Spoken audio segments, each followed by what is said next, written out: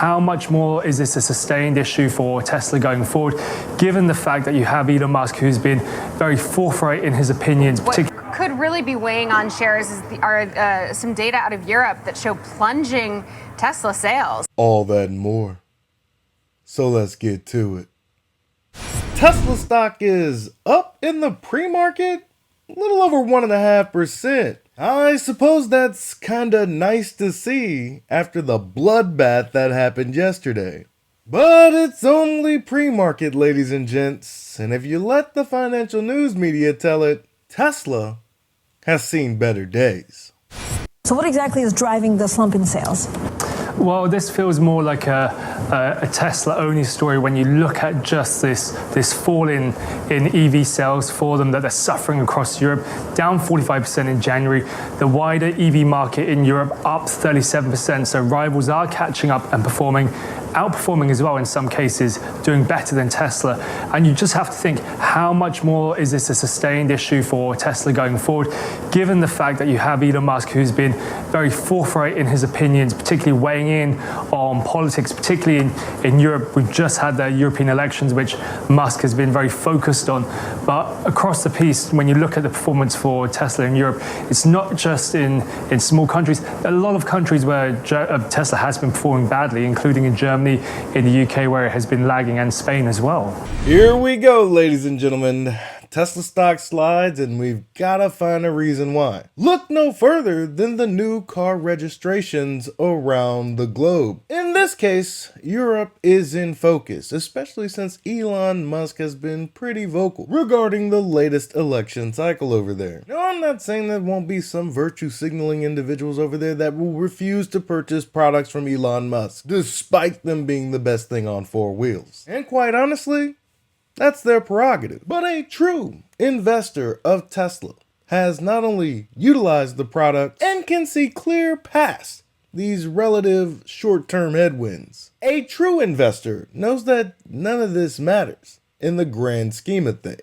How much of the impact, Danny, can be attributed to Elon Musk's politics, and how much is being swayed by consumer tastes or even Tesla's own internal inputs?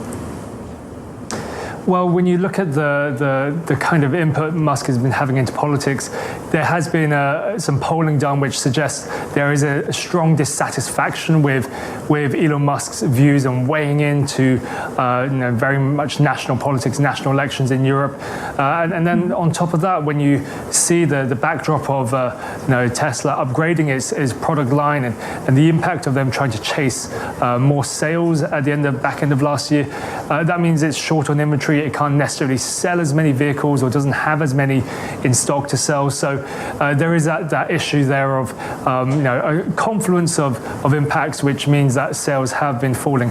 Again, the question is how much more that will impact into February as well, given that the back end of last year in 2024, Tesla sales did slip overall.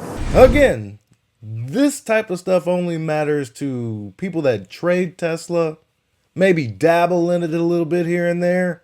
But the true investor who knows the company inside and out could not care less about new car registrations, not only in the EU, but around the world. Mike, could you sum it up for the true Tesla investors?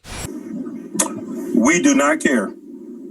A blistering move, and for Tesla, I mean, I know we see volatility, but an 8% move is still an 8% move. Certainly, and it's just building on a monthly loss. It's already pretty steep. Shares of Tesla are now down about 25% in February alone, about the same year to date, but 40%, almost 40% away from the highs. The Mag 7 overall is up to a rough start in 2025, aside from Meta, but Tesla is by far the worst performer. We do not care.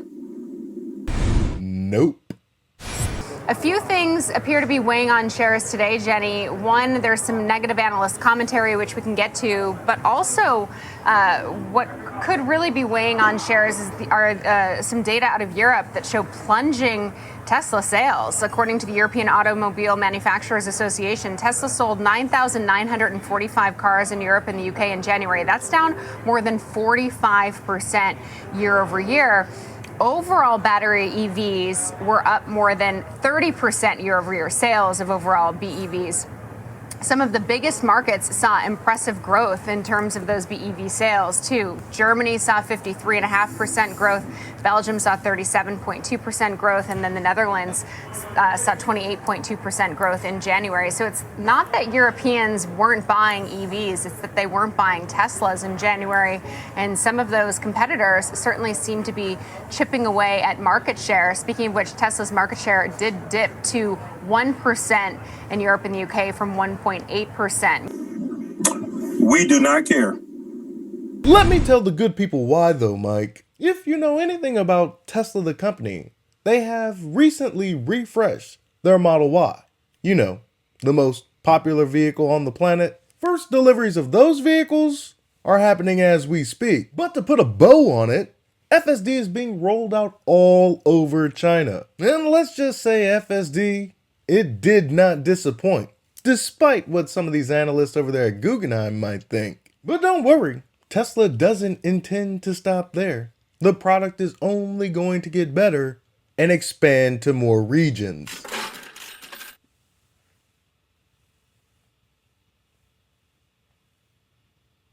Just to kind of throw in here as well, you know, the Palantirs, the Metas, to kind of add other names, it does seem the names that had huge run-ups are kind of going full circle, you know, since the election, and Tesla's certainly in that camp. It's got to be so frustrating for analysts as, like, really nothing's changed that dramatically in the picture of Tesla, but the stock price has gone from 300 to 500 to 300 in a couple months. That's not normal. No, certainly not. I don't know if I would put Meta in there quite yet, because Meta's still up about 12% year to date. But, you know, it's a good point. And I think that, you know, there was so much optimism around Tesla shares following the election, and to really just see it come not quite down to where it was trading before the election, but as you can see here on the chart, it's not all that far off, is a pretty, you know, extreme move.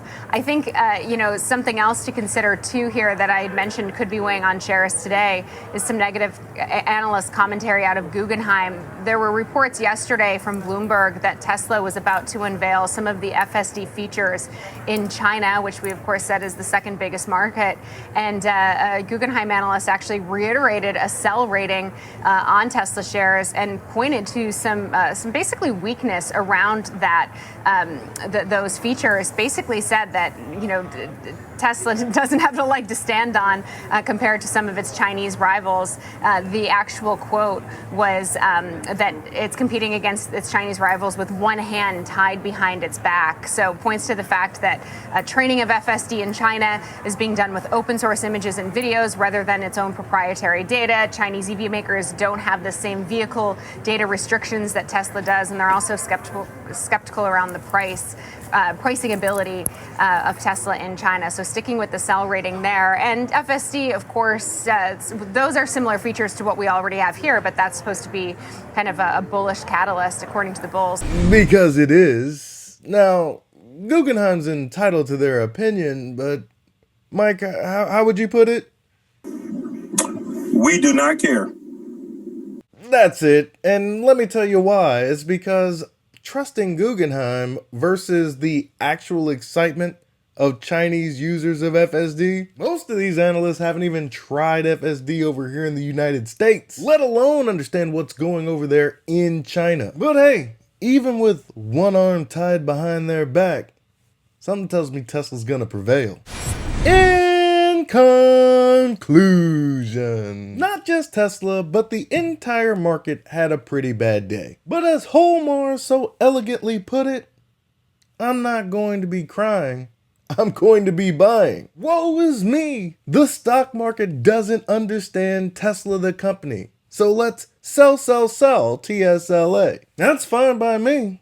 I'm just going to continue to buy on red days. Now, I know that the first quarter of 2025 is not going to be pleasant for Tesla. The fundamentals could very well be as strained as ever. But me and the rest of the true Tesla investors, We do not care. couldn't have said it better myself, Mike. Like I've said before, I utilize the software every single day. The cars, power walls, solar panels, insurance. Hell, Tesla is even my energy provider, and my customer satisfaction rating couldn't be higher. So much, in fact, that I think everyone on the planet would want to experience these products. Until that changes, I will continue to buy TSLA with every spare cent that I have. While everyone else is focused on Elon Musk's political agenda, his approval rating in this region or that, I'm gonna focus on the company that makes the best vehicle on four wheels and is on track to change transportation as we know it. Everything else, simply noise. That's all I've got for you today. Be easy. Peace.